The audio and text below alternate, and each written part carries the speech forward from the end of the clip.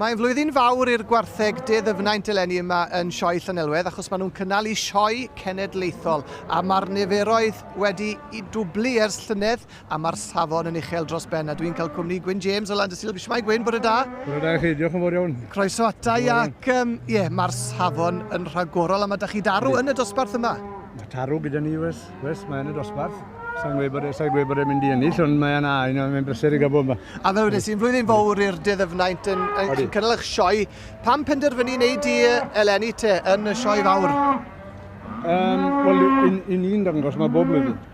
I ni'n dangos mae bob blwyddyn a wel, oedd y sioe fawr yn dod yma achos ar mae'r sioe frenhinol Lloegr wedi gorffen. I ni'n symud rownd bob blwyddyn a lan Nis Lenni, mae'r sioe frenhinol hyn wedi bod yn rhy llawn I ni. A mae digon ystaliau mae Lenni nawr llall hynny. So o fyno ni a wedon nhw ie. Syniad pedigamp? Ni'n ddiolchgar yn ofnadwy iddyn nhw. Ac fel wedi sy'n mae'r niferoedd wedi dwblu ers llynedd ar safon. Wel, mae rhaid I fi weid, mae'r teirw ifanc sy'n y dosbarth yma werth I gweld Gwyn. Ydy, mae nhw, ond mae'r goreon wedi dod lan o Ddyfnaint a Cernyw fan hyn, a ni'n mynd I stryglan yn bach I gystadlu ni erbyn nhw, ond maen nhw yma a ni'n ddiolchgar iddyn nhw am ddod. Ydy. A'r dyn sydd ar swydd bwysig ydy Mr Peter Rowe o Trewynt fyna yng Nghernyw, rhywun I chi'n nabod yn reit dda, Wyn Diolch Gwyn? Odi, fi'n nabod nhw, odi, a mae fe frawd yn ffarmo drws nesau I gili. A maen nhw'n, fel mae'n digwydd bod yn ddim, dan nhw'n licio gwahanol deip o anifel. So, dwi'n meddwl Peter Rowe fi'n o'r beirniad gorau sa'n I fi'n siŵr. Mae'n ddyn perffaith ar gyfer y dasg, mae wedi gwisgo ar gyfer y dasg hefyd. A mae'n rhedeg biches De Ddyfnaint lawr yna a un o'r bichesu gorau sydd gyda'r bryd. Beth amdano chi wedyn te Gwyn? Faint o wartheg sydd â chi nawr erbyn hyn o ran y biches sydd â chi adre? Ni lan I ryw 60 O, di chi wir? O wartheg a mae llod a pob un a wedyn ar ôl hynny mae rhai lluned a chi so mae dipyn da ni wes. Ers faint I chi wedi bod yn cadw'r Gwartheg De Ddyfnaint te? 2002 ddechreuon ni. O'n i wedi bod yn gwerthu llas.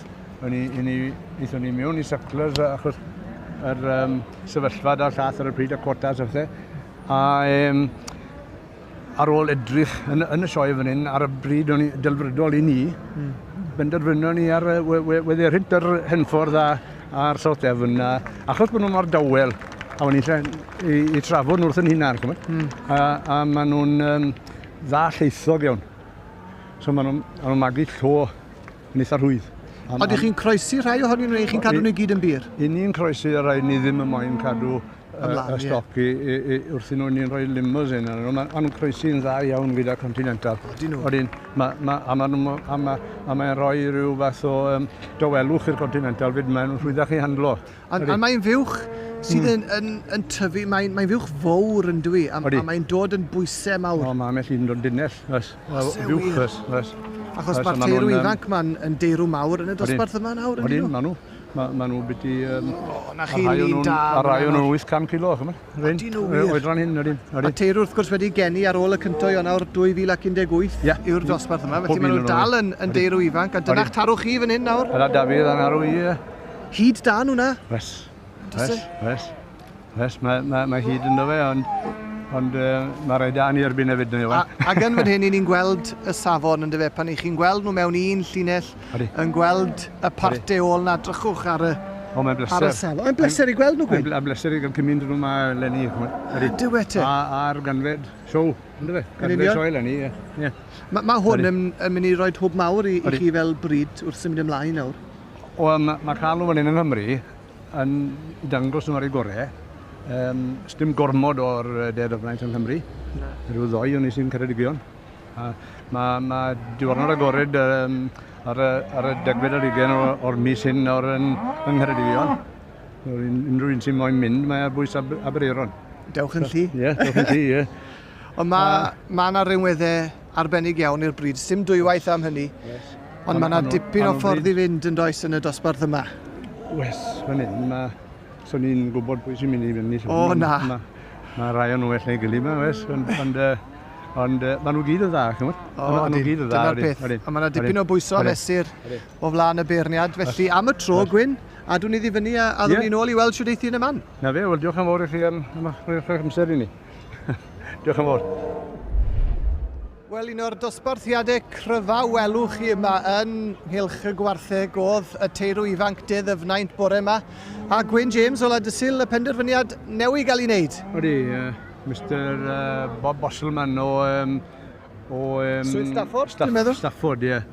O Swydd Stafford. A Bob yn wedi ymddeol y vet o dde.